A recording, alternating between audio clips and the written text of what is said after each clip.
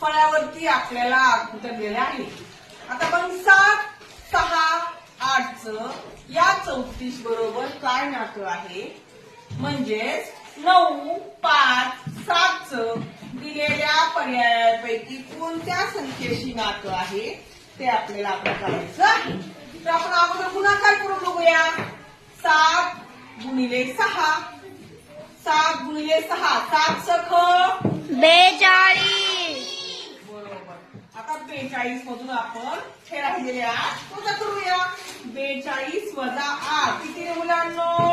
34. अगदी बरोबर. म्हणजे 34 नातं आलं का?